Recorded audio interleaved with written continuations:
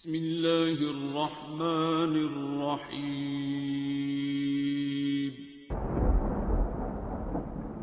السلام علیکم معزز ناظرین، آپ دیکھ رہے ہیں اوپیڈیا یوٹیوب چینل۔ ہماری بیماری کی سب سے بڑی وجہ ہے سٹریس۔ ہم آپ کو بتاتے ہیں کہ سٹریس کیسے کام کرتی ہے۔ ہمارا دماغ جب دیکھتا ہے کہ کوئی خطرہ ہے یا وہ کسی خطرے کو محسوس کرتا ہے تو وہ ہمارے جسم میں موجود سیلز کو سگنل بھیجتا ہے کہ ماحول سپورٹیو نہیں ہے، اور اس طرح ہمارا پیٹوٹری گلینڈ پوری طرح ایکٹیویٹ ہو جاتا ہے۔ یہ ہماری ساری باڈی کو بتاتا ہے کہ کچھ ہونے والا ہے۔ اس گلینڈ کو master gland of the body بھی کہا جاتا ہے، اور یہ گلینڈ ہمارے جسم میں موجود آلموسٹ 50 ٹریلینز سیلز کو سگنل بھیجتا ہے۔ اگر کوئی بڑا خطرہ ہو تو یہ پیٹوٹری گلینڈ ایک اور گلینڈ جسے ایڈرینل گلینڈ کہا جاتا ہے اس سے سگنل بھیجتا ہے، اور ایڈرینل گلینڈ یہ بات طے کرتا ہے کہ اس خطرے کے خلاف لڑنا ہے یا بھاگنا ہے، یعنی فائٹ اور فلائٹ۔ یہ ایڈرینل گلینڈ ہمارے جسم میں اسٹریس ہارمونز ریلیز کرتا ہے۔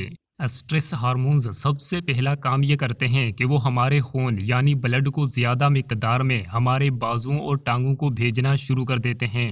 آخر وہ ایسا کیوں کرتے ہیں؟ وہ اس لیے کہ ہم یا تو لڑ سکیں یا بھاگ سکیں۔ اب آپ سوچ رہے ہوں گے کہ بلڈ ہماری آرمز اور لیگز میں آنے سے پہلے کہاں ہوتا ہے؟ وہ ہماری باڈی میں دوسرے ضروری آرگنز میں تھا اور ان کی گروتھ اور ان کی مینٹیننس کر رہا تھا۔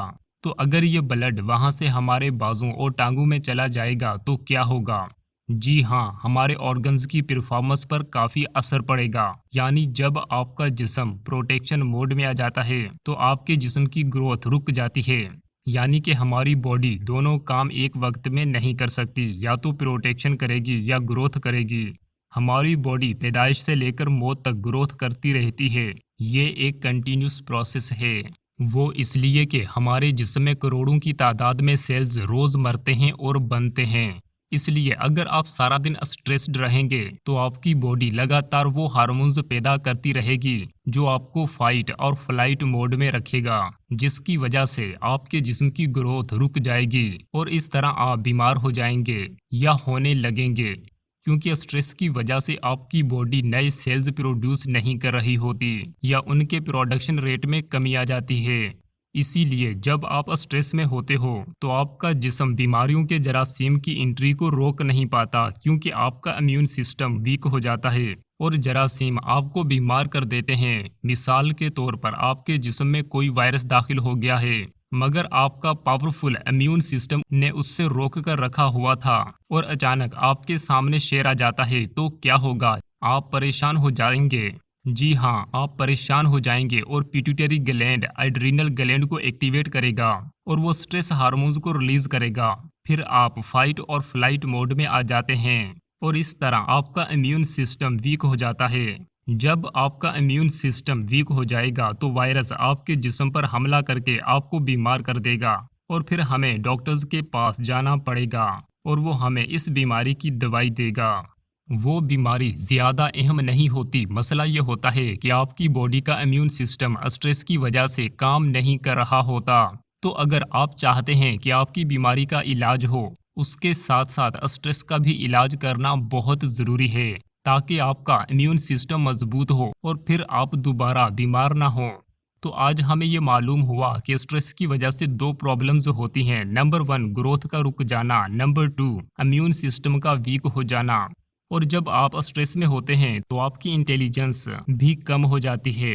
ایک رپورٹ کے مطابق 9/11 کے حملوں کے بعد صرف امریکہ میں اسٹریس ریلیف دوائیوں کے استعمال میں ہر سال 20% اضافہ ہوا، یعنی فارماسیوٹیکل کمپنیز کو ہر سال 20% زیادہ پروفٹ ہو رہا تھا، کیونکہ امریکن میڈیا نے لوگوں کو اتنا ڈرایا کہ ان میں اسٹریس ریلیفنگ میڈیسن کی انٹیک کا 20% اضافہ ہو گیا۔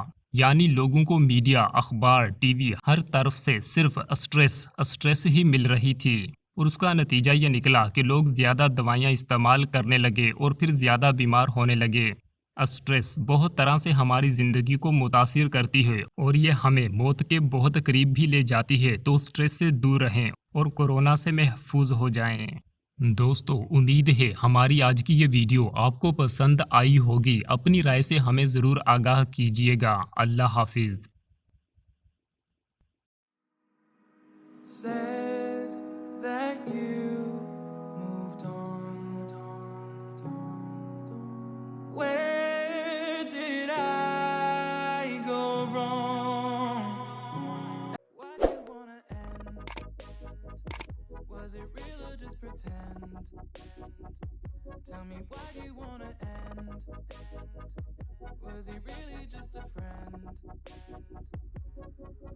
No sign of you.